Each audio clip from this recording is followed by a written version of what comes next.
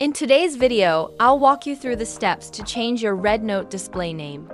Whether you're looking to update your profile or simply prefer a new name, I'll show you how to do it quickly and easily. Open the RedNote app on your iPhone or Android device. Once you're in the app, head over to your profile by tapping the Me option at the bottom right corner.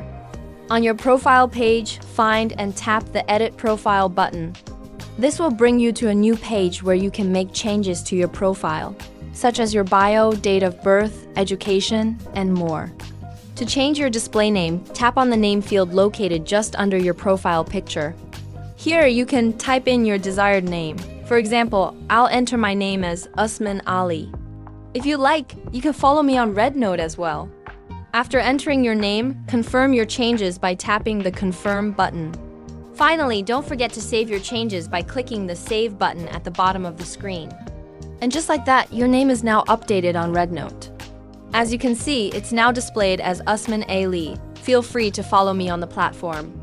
If you're interested in learning how to record and edit videos for RedNote, upload them to the platform, or change your profile picture, make sure to subscribe to our channel for more tips. Thanks for watching, and I'll see you in the next video.